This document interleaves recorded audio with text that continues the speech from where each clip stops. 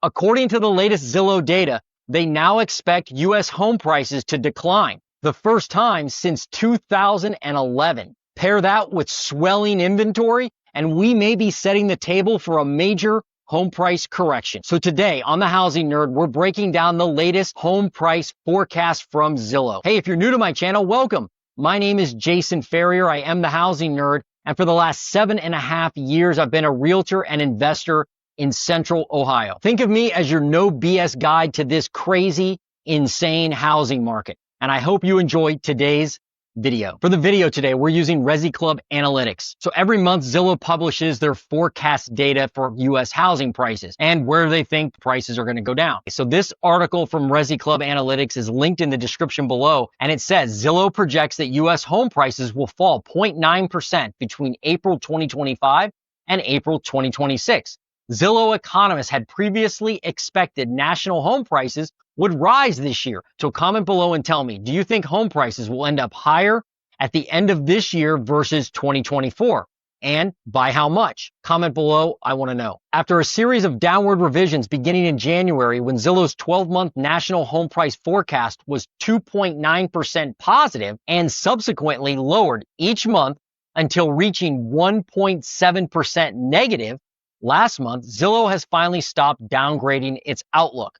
Well, they say that, but we haven't gone all the way through 2025 yet, obviously. So right now, what Zillow's saying is that home prices are going to drop 0.9% year over year when you compare April of this year versus April of 2026. So do you agree with Zillow's forecast of the 0.9%? That's what I want to know from you. That said, it's fair to call the Zillow economists bearish, given that for the forecast to be correct, 2025 would mark the first calendar year home price decline since 2011. Why did Zillow downgrade its forecast for national home prices so many times this year? The rise in active listings is fueling softer price growth as greater supply provides more options and more bargaining power for buyers. Zillow economists wrote in March, potential buyers are opting to remain renters for longer as affordability challenges suppress demand for home purchases. Tell me in the comments below, are you on the sidelines waiting to buy a house, but you're just priced out of the market? Or are you a homeowner and you're just not moving and you're like, you know what, I'm not going to move up into a nicer house? Or maybe you're happy being a renter, which there's nothing wrong with that, being a renter. Remember, on The Housing Nerd, I'm never going to shame you for not wanting to buy a home. I'm never going to shame you for buying a home. And I'm never going to shame you from wanting to invest in the housing market or not invest in the housing market. It's your decision. It's your life. It's your money. Pretty much, Zillow thinks strained housing affordability caused by U.S. home prices rising over 40% during the pandemic housing boom and mortgage rates spiking from 3% to 6% in 2022 is weighing on price growth. No kidding. I wonder if the other part that's causing people to really stay on the sidelines is really, the overall cost of living. Not only that, but now you have student loan debt that is now starting to take a bite out of people's wallets, right?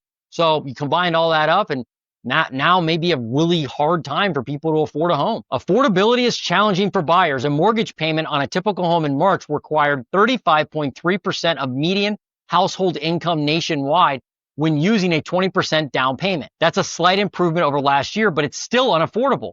Spending more than 30% of your income on housing is considered a financial burden, and a 20% down payment is a steep entry fee, coming out to about $72,000 on the typical U.S. home, wrote Zillow chief economist Skylar Olson last month. According to Zillow's home price model, the listing site also believes that weakening and softening housing markets across the Sun Belt will weigh on national aggregated home prices this year. Among the 300 largest U.S. metros, Zillow expects the strongest home price appreciation between 2025 and 2026 to occur in these 10 areas: Atlantic City, New Jersey, Kingston, New York, Torrington, Connecticut, Knoxville, Tennessee, Rochester, New York, Syracuse, New York, Vineland, New Jersey, Fayetteville, Arkansas, Concord, New Hampshire, and Hilton Head, South Carolina. So 7 out of these 10 areas are in the Northeast.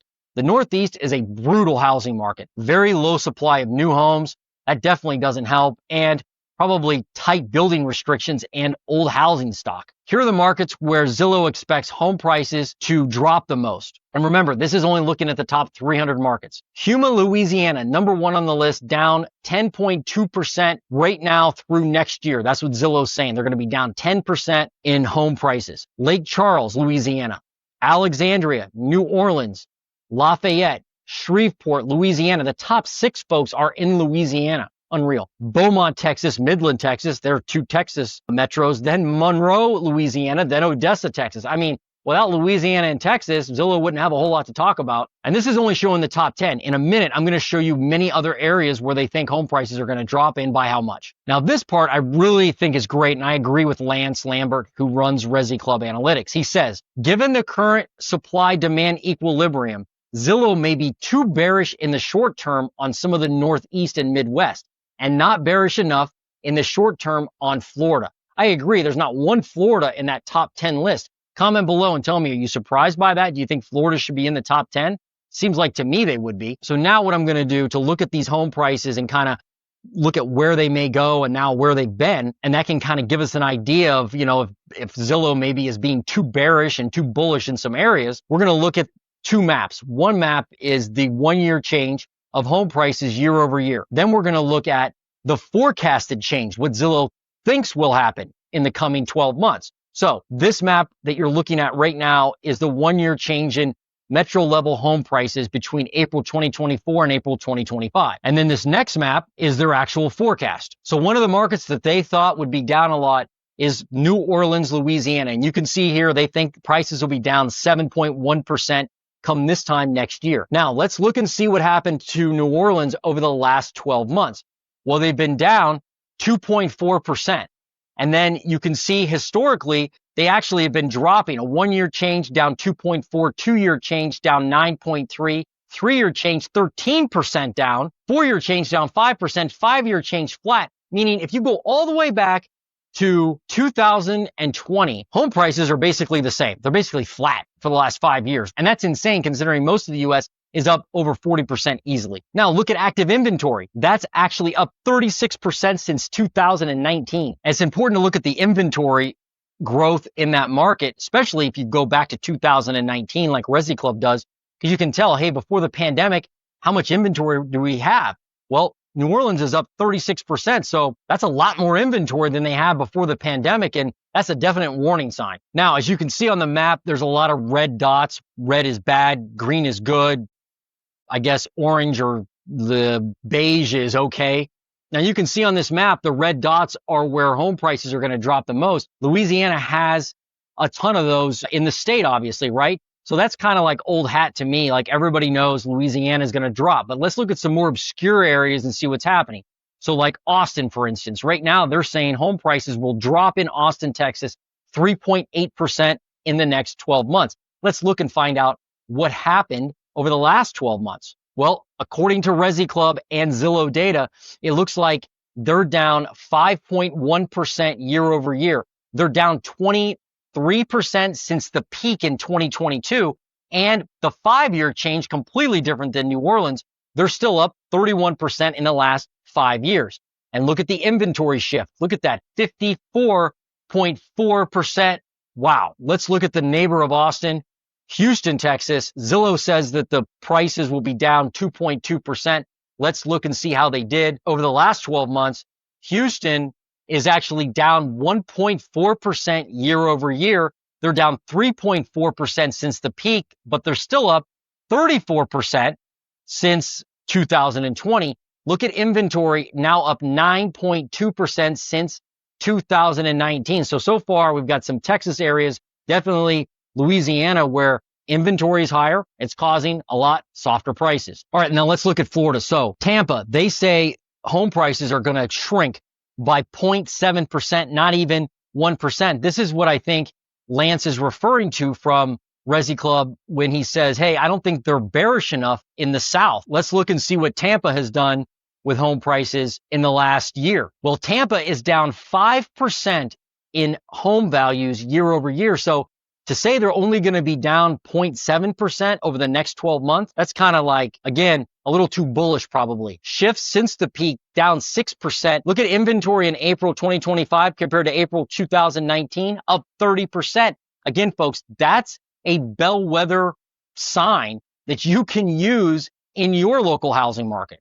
In other words, if you're wanting to buy in a particular school district, subdivision, zip code, whatever, look at the inventory over the last 10 years and look at the trend. If you are back to 2019 levels or beyond, like in Tampa, expect home prices to soften. So now let's go look at another metro, Cape Coral, Florida, or Fort Myers, Florida. 12-month home price forecast, what they think home prices are going to do. Down only 1.6%. All right. Let's look at the current home market there, or current housing market, and see what prices have done. Cape Coral, Fort Myers, Florida, down 8.7%. Off the peak, they're 12, basically 13%, and they're up 41% in inventory. Now, 5-year change is up 48% in prices. So they obviously they have definitely had good price growth in the last 5 years versus like New Orleans that was flat, but inventory's up a lot. And 1-year change in home prices, 2-year change and 3-year change are all negative, but they say Zillow is like, oh, nah, it'll be fine. They're only going to like shrink 1.7%. Well, I don't know. When I look at this and I look at the inventory growth, I can understand why Lance at ResiClub says, hey, they're not bearish enough in some of these numbers with the Southeast. But comment below and tell me from what you've seen so far, do you think Florida's going to drop more than what they're saying? It certainly has over the last 12 months. Now, listen, I know a lot of people probably want me to review more of Florida, probably even more of Texas. You should join us on my weekly Redfin update. Oftentimes I do it live, and we can dive into all these cities across the U.S. Sometimes I stay on there 2 hours, 2.5 hours, as long as it takes to get through most of the cities that you guys request. Now let's leave Florida and go further north, because remember they had talked about how the Midwest, the Northeast was a lot of areas they thought were going to fall.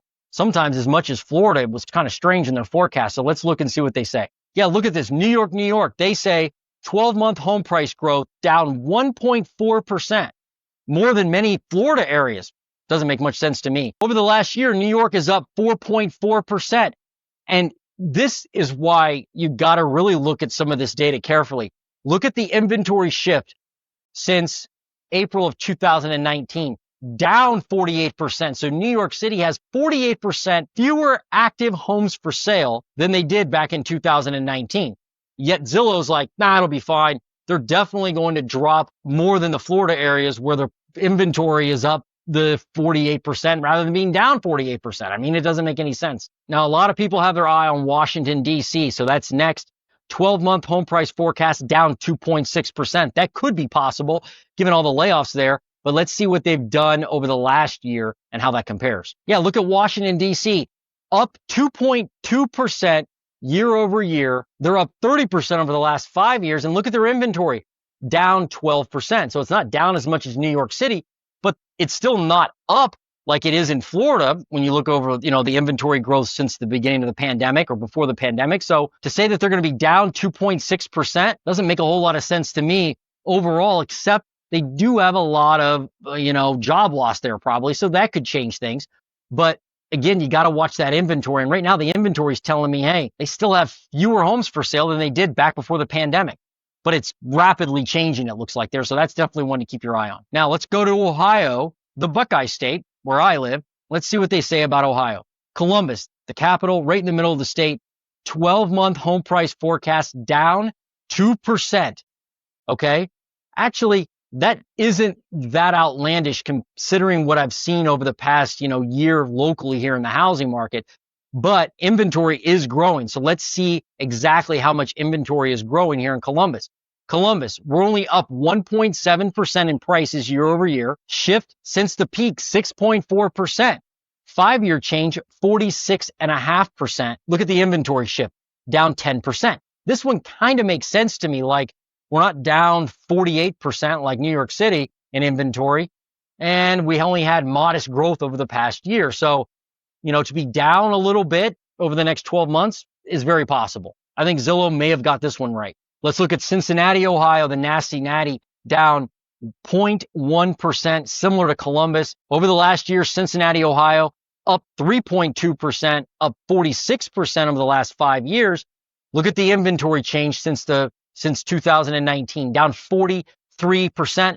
A lot fewer listings compared to Columbus when you look at the growth, in the last 5 years. So to say that they're going to be down, barely at all, also could make sense, although it's hard to say that would happen when you have inventory of this magnitude, when you have this type of inventory still suppressed.